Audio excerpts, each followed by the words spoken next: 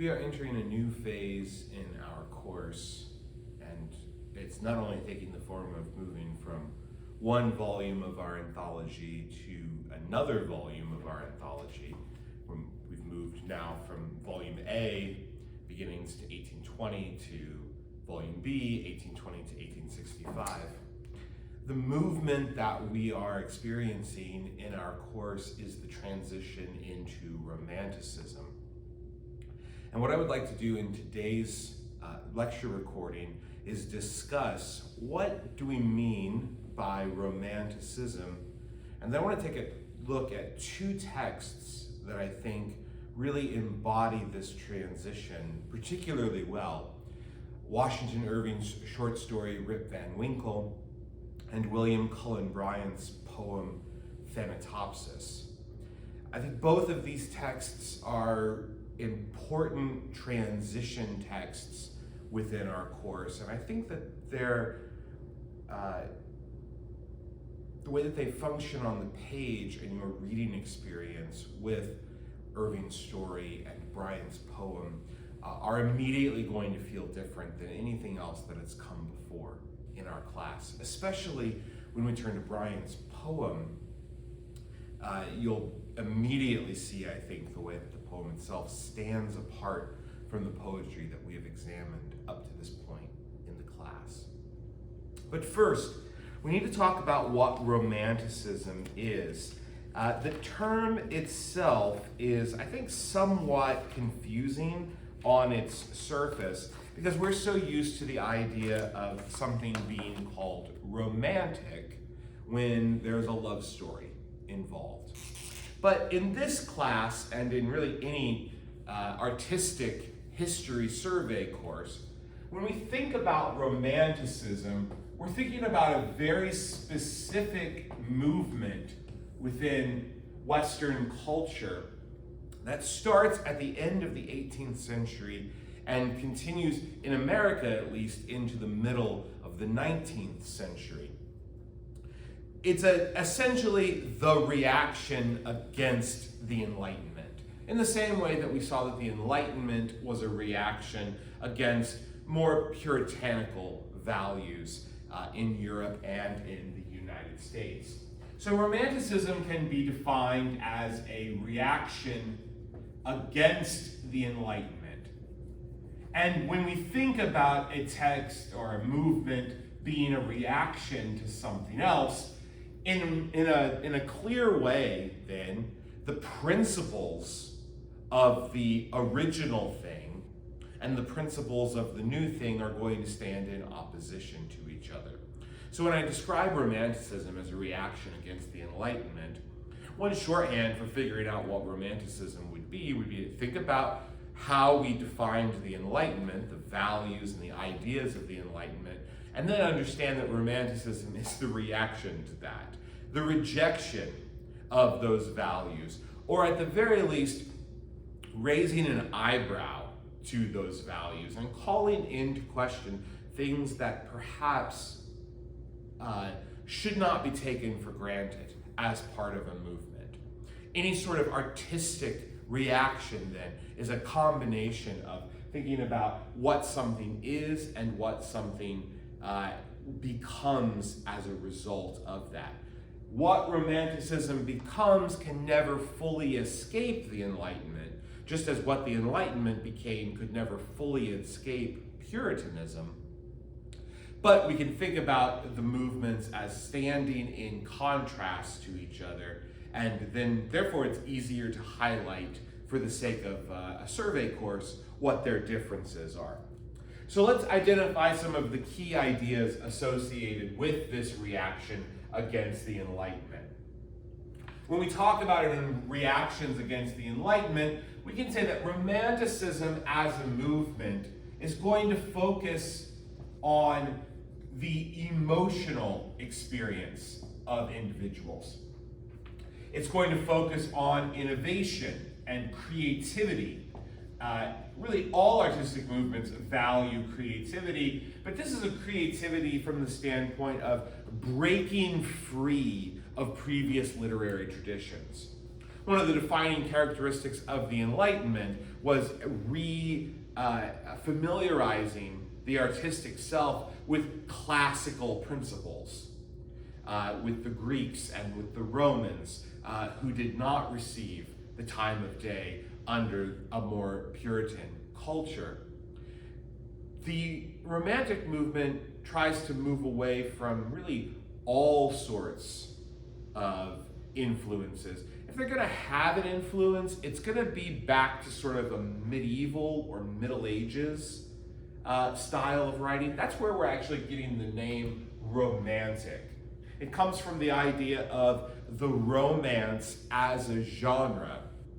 When we talk about the romance as a genre within literary history, we're talking about sort of the chivalric romance.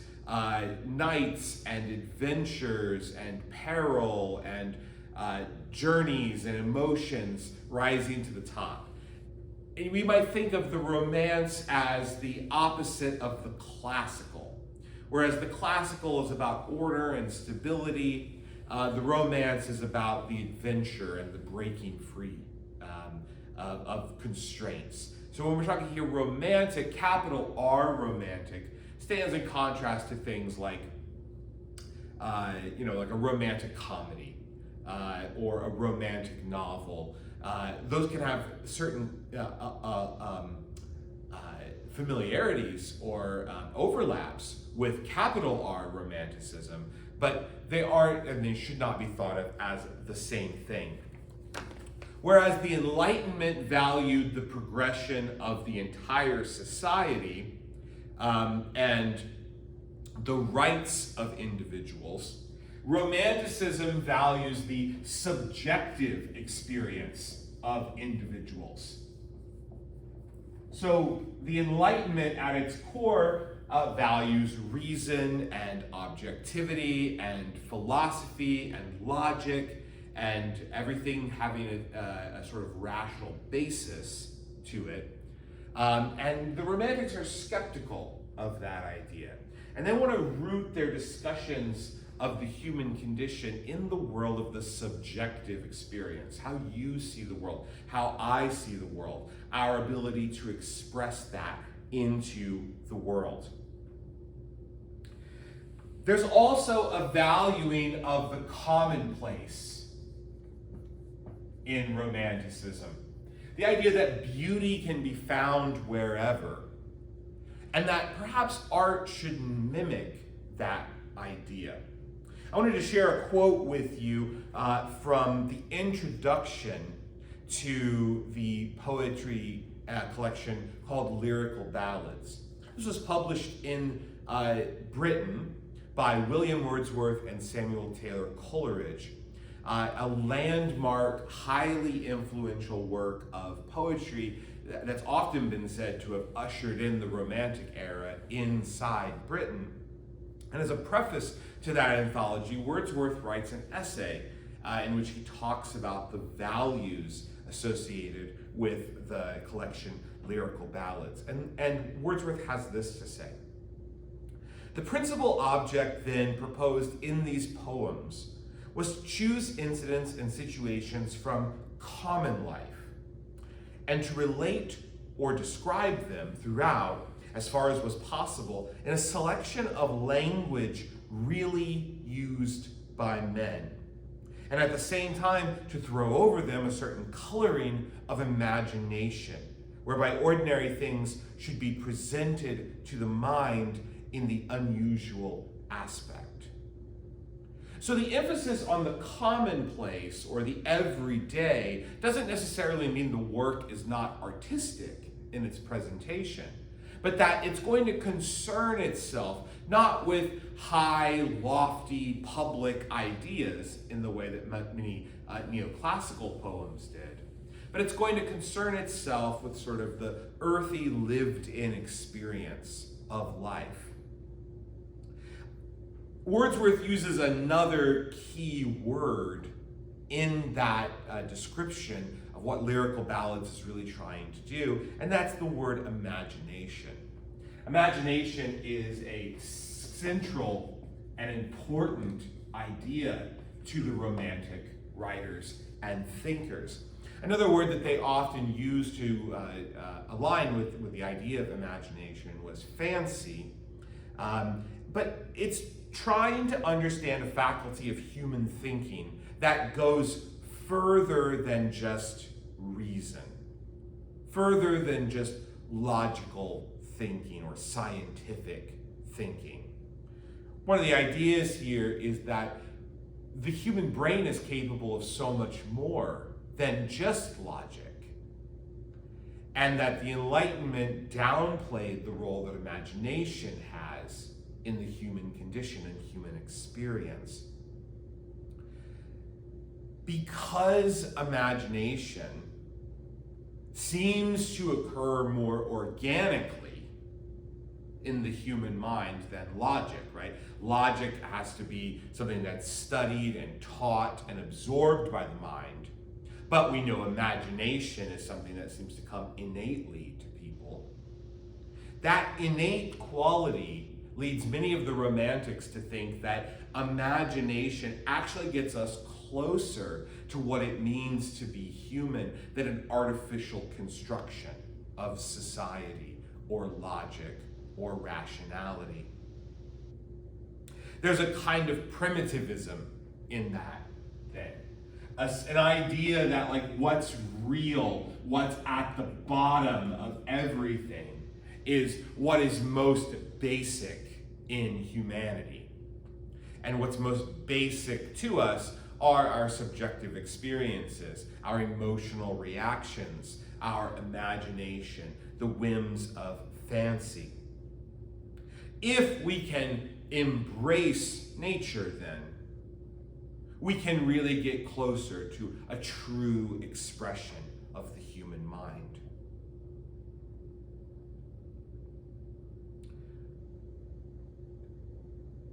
I mentioned in England, the Romantic period is typically said to begin with the publication of the volume Lyrical Ballads by William Wordsworth and Samuel Taylor Coleridge. That's about 1798.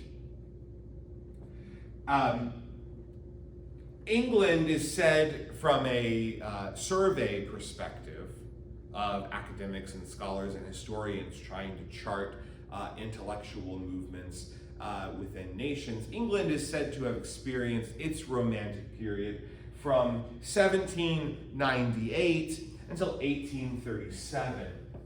In 1837 in England, Victoria becomes the queen. And with her ascension to the throne, we usher in what's called the Victorian era in England. In the United States, as usual, these dates are, of course, very fluid, right? There are writers who are producing Romantic works before the 1790s in Britain. There are works that come after the 1837 date that have a strong affinity toward romance. As always, you need to take these dates with a bit of skepticism. It's very rare that intellectual or cultural movements have an exact starting point and an exact ending point. But for the sake of trying to contextualize information historically and artistically, we do rely on these dates to help move the conversation forward. In the United States, sometimes the Romantic period is said to be 1828 to 1865.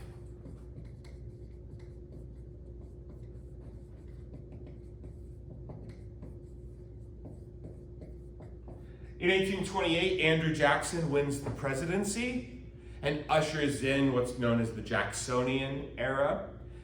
This is typically seen as a move away from the early national period, when the United States became a nation with the adoption of the Constitution in 1789, through Jackson's, the late 1780s, I guess I should say more formally, through Jackson's election. Is sort of defined as the early national period.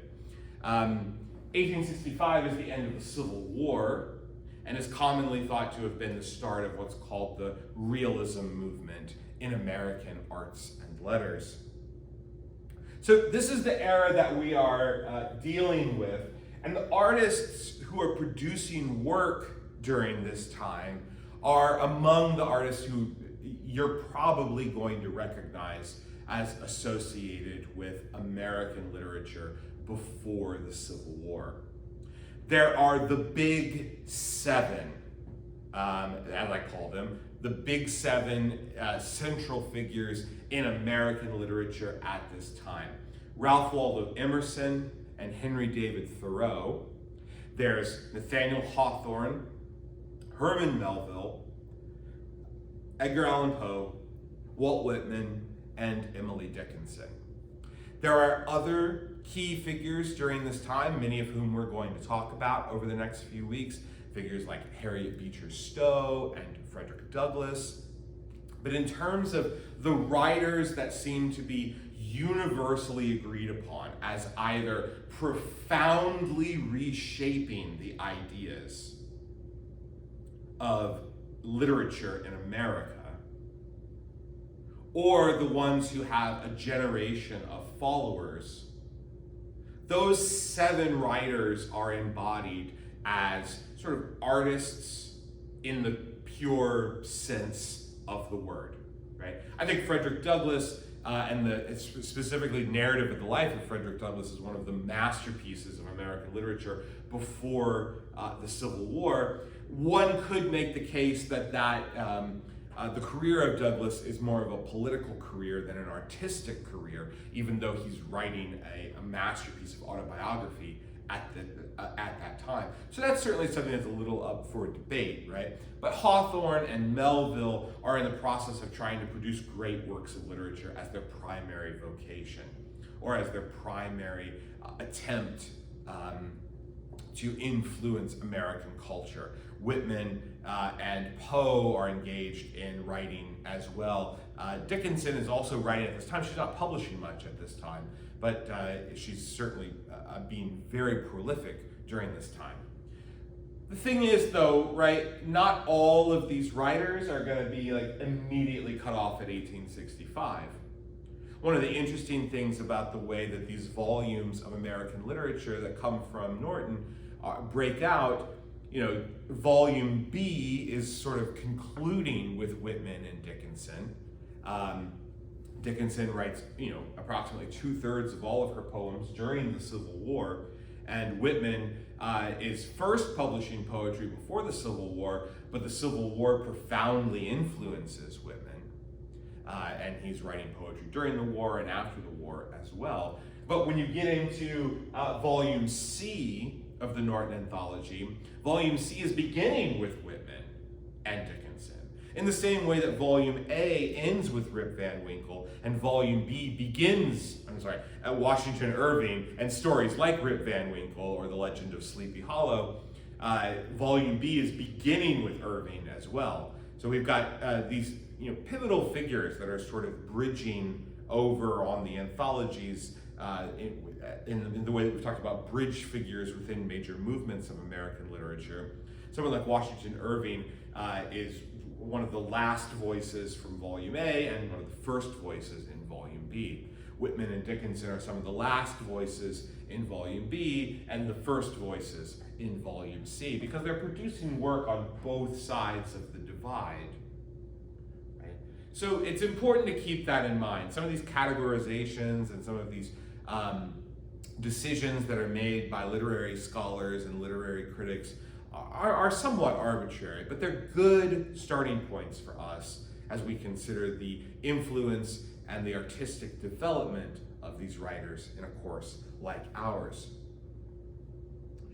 Some of the figures that are associated with the Romantic period in Britain, also names that you might know, people like William Wordsworth and Samuel Taylor Coleridge, as I said already, with lyrical ballads. Also William Blake and John Keats, the Shelleys, Percy Shelley, the poet and writer Percy Shelley, and Mary Shelley, author of Frankenstein, is associated with that movement. And a writer like Emily Bronte is coming toward the end of the Romantic period in Britain. there is a movement within a movement, or actually there are many movements within movements during Romanticism that are important during this time. One is the Gothic movement in literature, embodied by people like Blake and Shelley and Bronte and Poe here in America. Irving to a little bit, and Hawthorne as well, are falling under the Gothic idea. And then we also have Transcendentalism.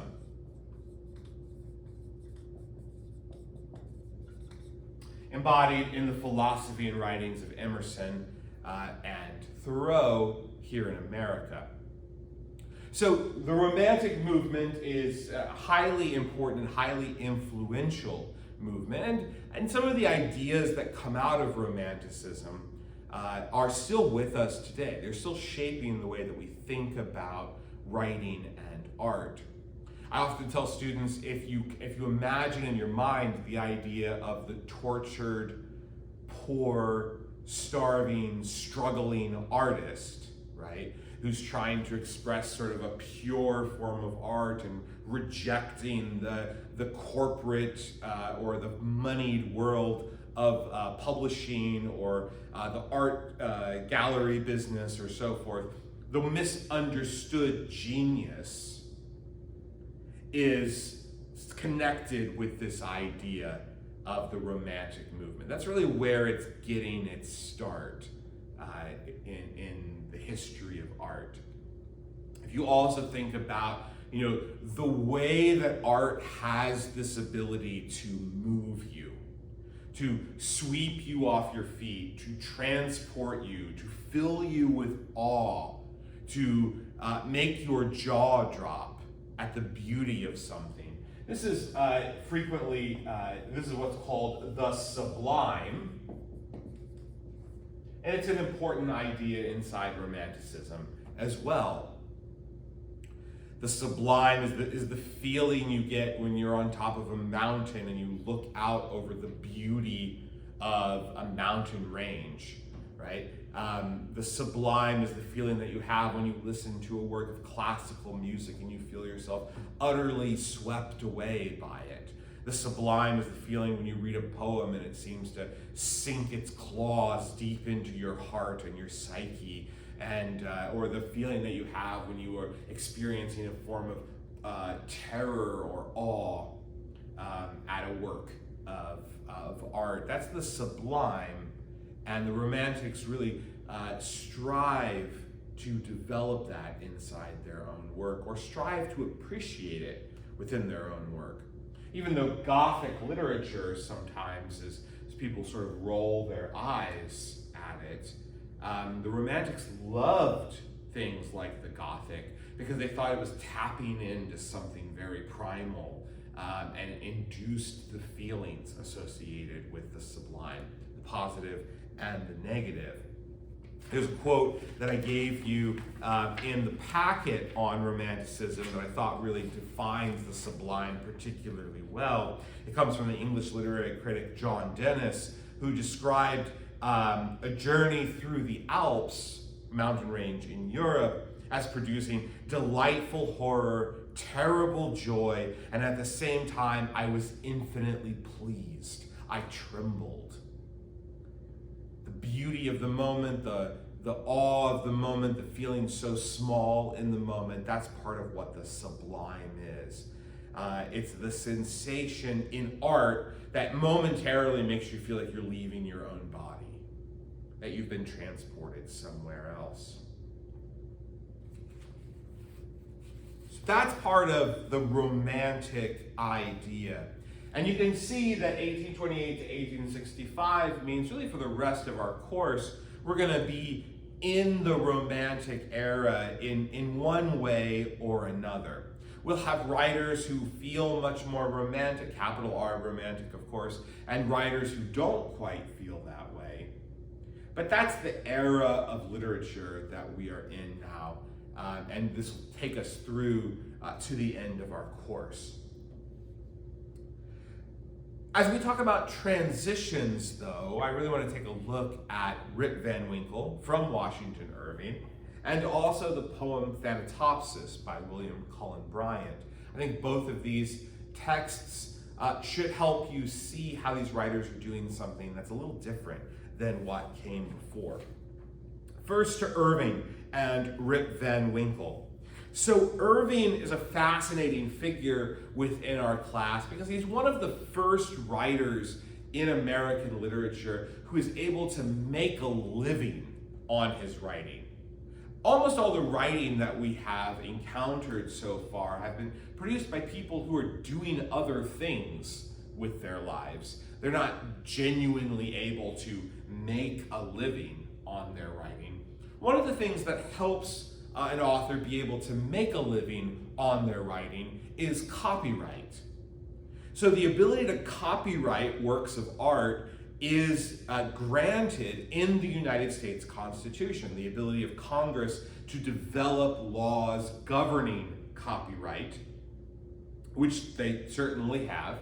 And at this time, there's in 1790, there's the first copyright law in the United States. So what that does is, if I then publish a text and it's copyrighted and protected by me, someone else can't take that text and republish it, right?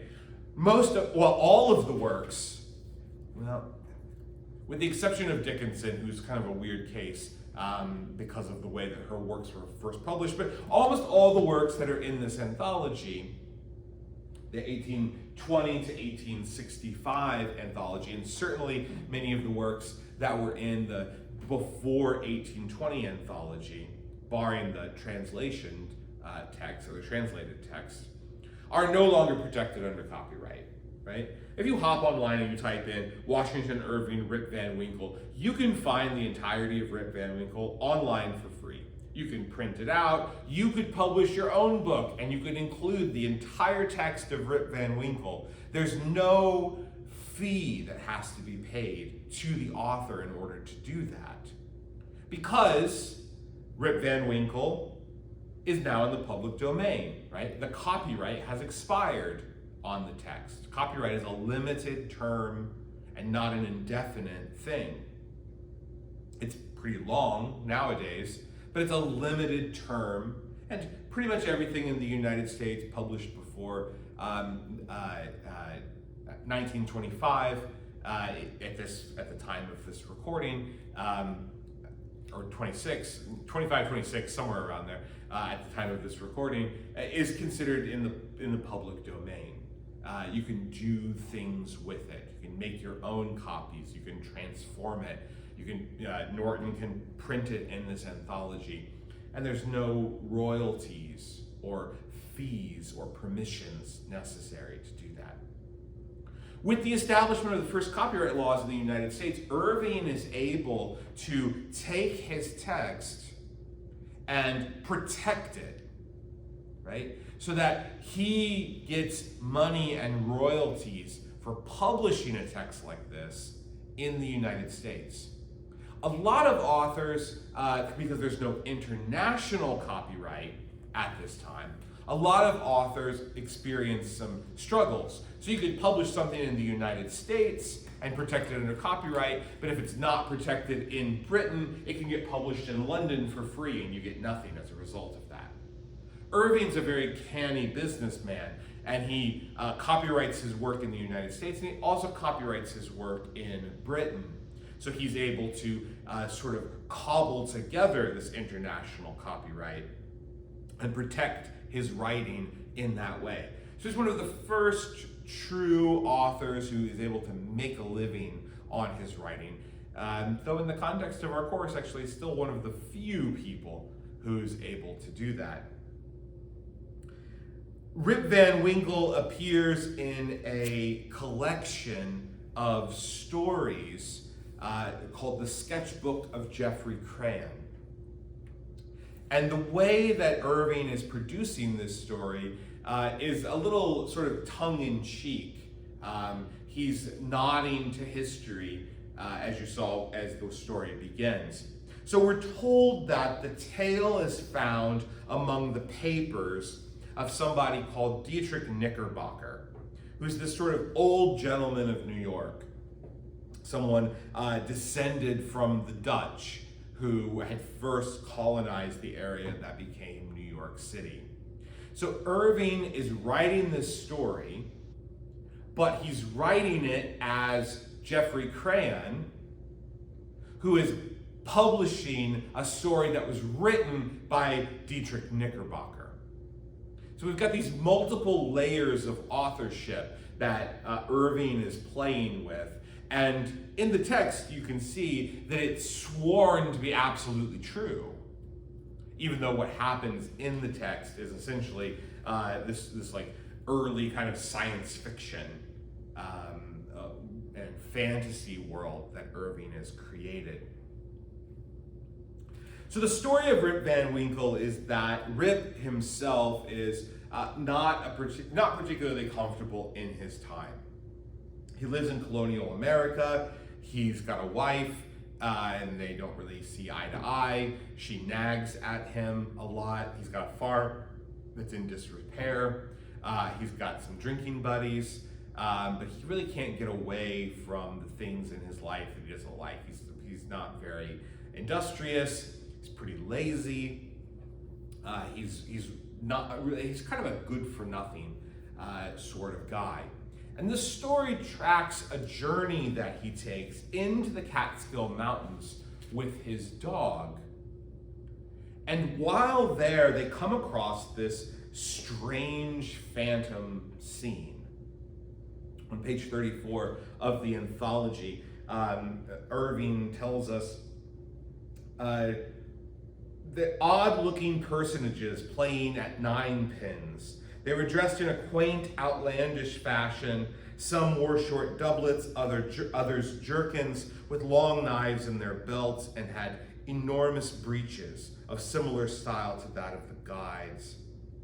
They see somebody who appears to be a commander. He's a stout old gentleman with a weather-beaten countenance. He wore a laced doublet, broad belt and hanger, and high-crowned hat with feather, red stockings, and high-heeled shoes with roses in them. The whole group reminded Rick of figures in an old Flemish painting, right, that had been brought over from Holland at the time of the settlement. And they're drinking this sort of alcoholic beverage that has a flavor of excellent drinks produced in Holland. It's like a gin that's made in the Netherlands. After after encountering this sort of strange group in the Catskill Mountains, Rip falls asleep.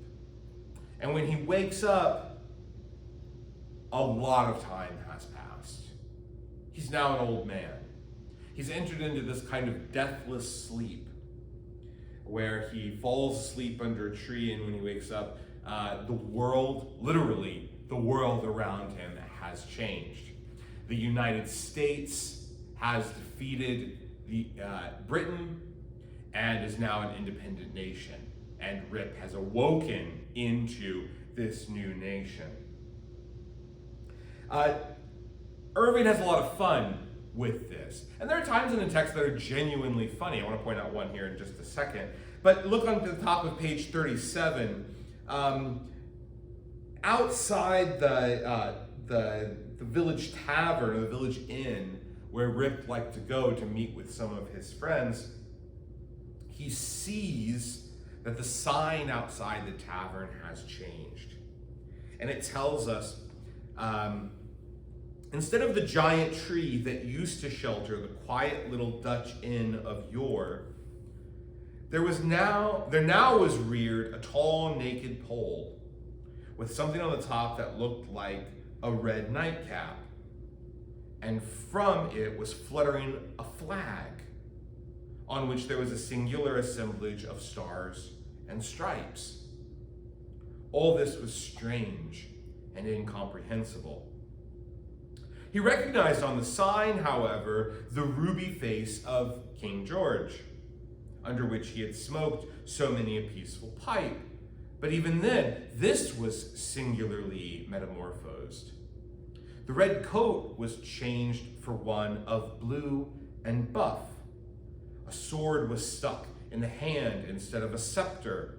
The head was decorated with a cocked hat, and underneath was painted in large characters, General Washington. So Rip finds that the portrait hanging outside the inn of King George III has been replaced with a portrait of George Washington, President of the United States. Rip finds that the men that he used to drink with are not there anymore on page 38. Rip bethought himself for a moment and inquired, "Where's Nicholas Vedder?" There was a silence for a little while when an old man replied in a thin, piping voice, "Nicholas Vedder? Why, he is dead and gone these 18 years. There was a wooden tombstone in the churchyard that used to tell all about him, but that's rotted and gone too." "Where's Brom Dutcher?" "Oh, he went off to the army in the beginning of the war. Some say he was killed at the Battle of Stony Point. Others say he was drowned in a squaw at the foot of Antony's Nose. I don't know. He never came back again." "Where's von Bummel, the schoolmaster?" "Oh, he went off to the wars too, with a great militia general, and is now in Congress." Rip's heart died away at the hearing of these sad changes in his home and friends. Right? There's a bit of humor here, right? The schoolmaster had gone off to the war and he's been elected to Congress, and Rip finds this terribly sad, right? The death of his friends and the election of one of the schoolmaster to Congress all fill him with the same kind of grief, right?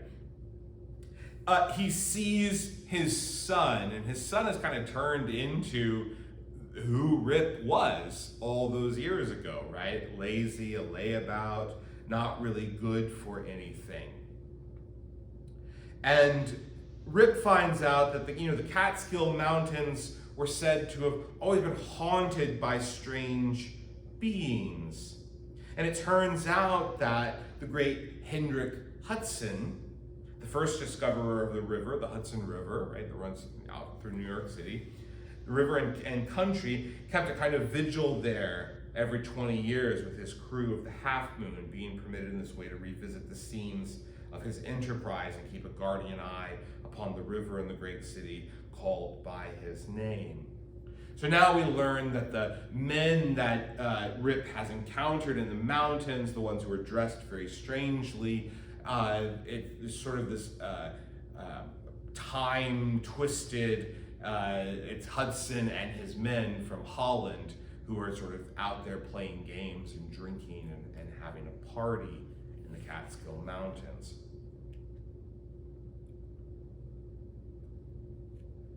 One of the interesting things about this story, this is a story that itself straddles time, right? It starts before the Revolution, and Rip sleeps through the whole thing and wakes up after the Revolution in the emergence of the United States.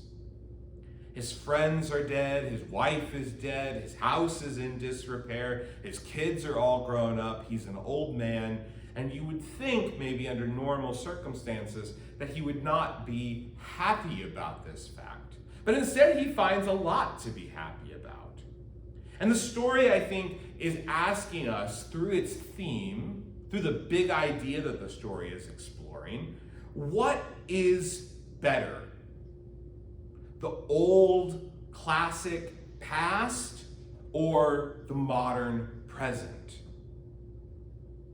Rather than feeling a sense of nostalgia for the past, should we enjoy the world that we have at this moment? Seems to be the question that the text is exploring. And most of the time when that question comes up, the past is seen as a more idyllic version of things.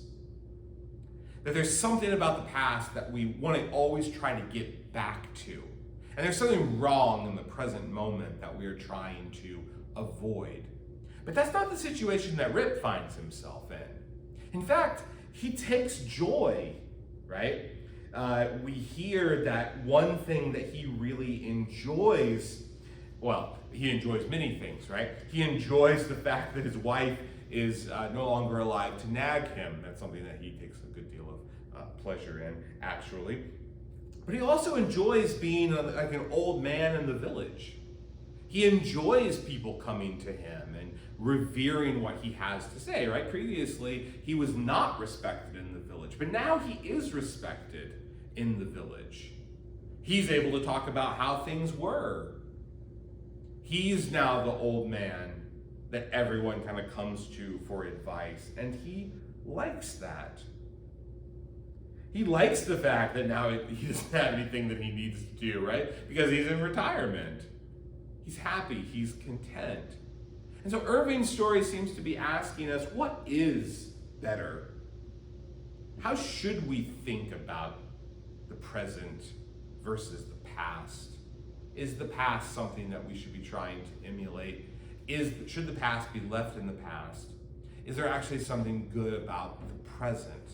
That's the question that I think the story itself is asking, and it's interesting that the story itself is occurring at this time of transition. But it's also occurring at a time that's almost about a generation after the Revolution. Right? The date given for Rip Van Winkle in your anthology is 1819. So the United States has been essentially the United States, not counting how long it took the war and then the initial Articles of Confederation and that subsequent failure and the creation of the Constitution. But essentially we're looking at about 40 years that the United States has been thinking this sort of revolutionary aspect. And so think about, we now have this question, he's awakening about a generation earlier. So how should we think about the distance between the present in the story and Irving's present? How should we think about the relationship of the past and the present at any time? When we start to feel nostalgia, maybe we should critically examine what that nostalgia is and why we're feeling that way. Let's turn briefly to Bryant's poem Thanatopsis, which is on page 116 in your anthology. Thanatopsis is a landmark poem of American literature, and it's a landmark for a number of reasons. First thing that we can say about Thanatopsis is stylistically, it's a break from the types of classical writing of poetry that we examined with people like Phyllis Wheatley and Francis Scott Key and Judith Sargent Murray.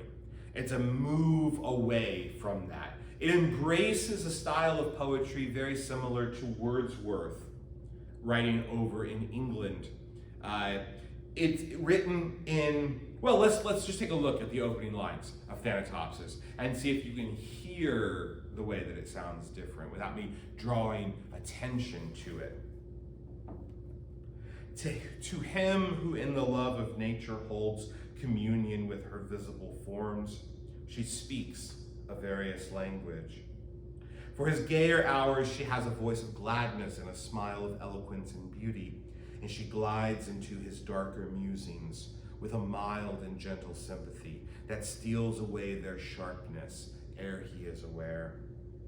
When thoughts of the last bitter hour come like a blight over thy spirit, and sad images of the stern agony and shroud and pall and breathless darkness and the narrow house make thee to shudder and grow sick at heart, go forth under the open sky and list to nature's teachings, while from all around earth and her waters and the depths of air comes a still voice.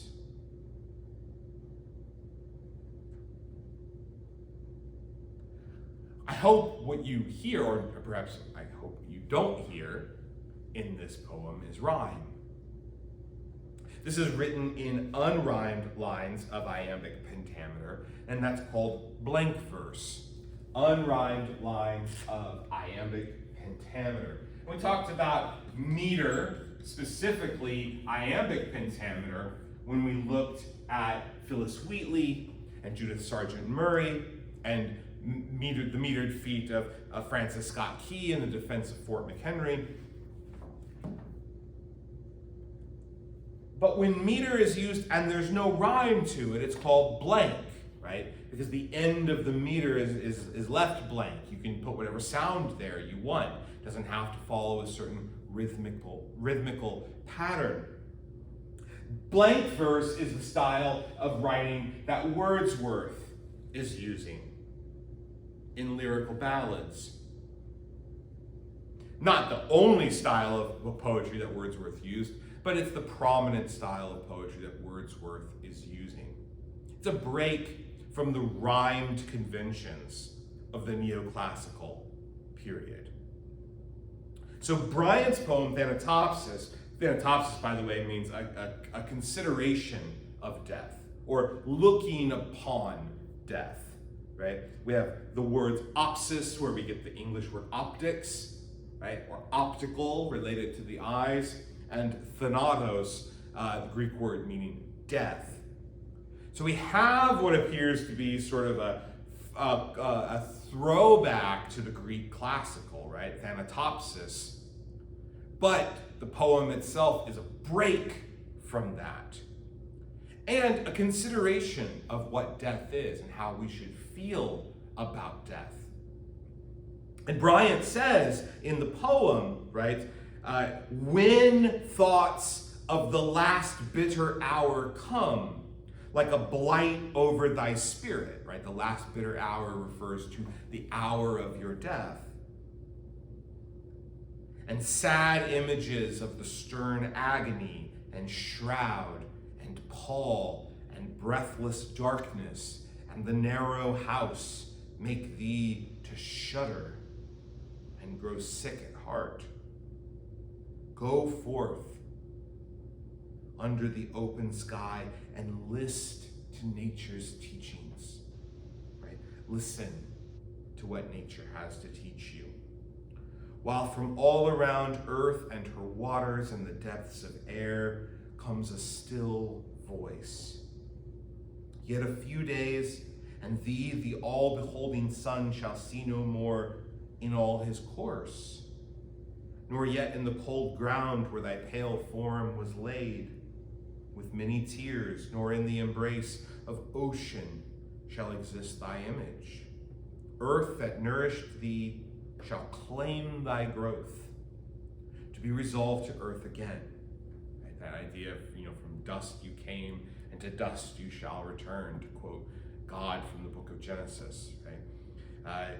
Earth will claim thy growth. Right? You will be resolved to earth again, and lost each human trace, surrendering up thine individual being, shalt thou go to mix forever with the elements, to be a brother to the insensible rock and to the sluggish clod, where the rude swain turns with his share and treads upon. Right? The consideration of death continues, frankly, candidly, philosophically, right? Thou shalt lie down with patriarchs of the infant world, with kings, the powerful of the earth, the wise, the good, fair forms, and hoary seers of ages past, all in one mighty sepulchre. The hills rock-ribbed and ancient as the sun, the vales stretching in pensive quietness between, the venerable woods, rivers that move in majesty, and the complaining brooks that make the meadows green, and poured round all, old ocean's gray and melancholy waste, are but the solemn decorations, all of the great tomb of man. So we're in awe of nature here, but there's also a recognition that nature itself is going to receive our dead bodies at the time of our death.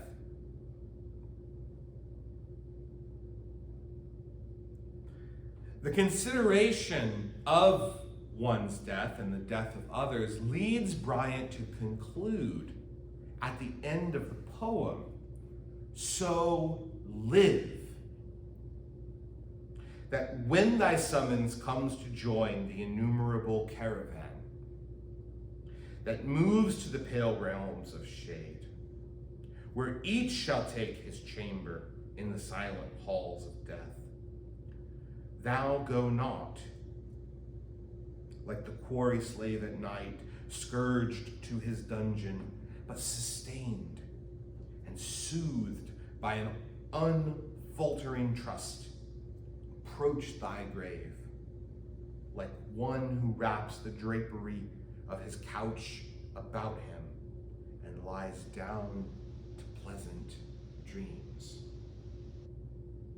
So Bryant's poem recognizes, look, death comes for everyone. No one is going to escape it, right?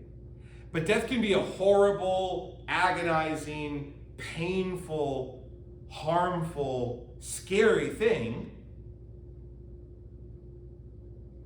Or it can be something that you embrace as a part of your life. It's a way of saying that the meaning of life is that it's finite. Bryant is saying, live. Live. Go do things.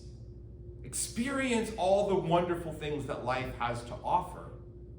So that when the end comes, instead of fighting it and being angry at it and resisting it, you can say that you lived. And you can embrace it with a kind of trust. And think of it as a sleep that you settle into with comfortable blankets. Bryant was young when the poem itself was written, and young still when it was published. He was born in 1794.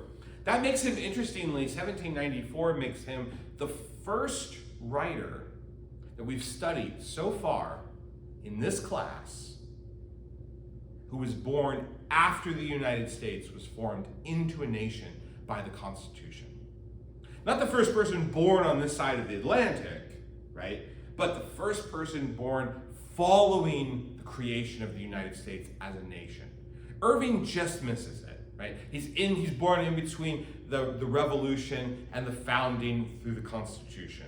But Bryant is the first person to be published, or to be born after the adoption of the Constitution that we've considered so far in this class.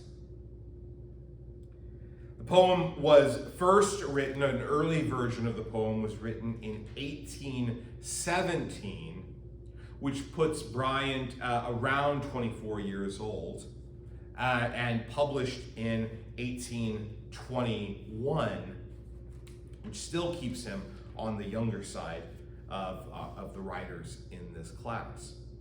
The poem itself felt like the work of a British Romantic writer. So much so, there's a famous quote that I included in your packet on American Romanticism and this week's authors. The editor of the North American Review, which first published the poem, said, "No one on this side of the Atlantic is capable of writing such verses." Right? The idea that no one would be capable of producing a poem like this implies still that Europe has supremacy over American culture and American arts. And it's during this time, the 1828 to 1865 movement, especially in the 1830s and 40s, that writers really start consciously trying to break free of the mold set in Britain. The expectations of art established in Europe. And there's a real embrace at this time of trying to develop a distinctive American voice. And when we get to writers like Emerson and Thoreau and Whitman, you'll see that movement of saying, we gotta be ourselves. We gotta embrace who we are. We don't need to be like other people. We can be who we are. We have enough here to make a national literature for ourselves.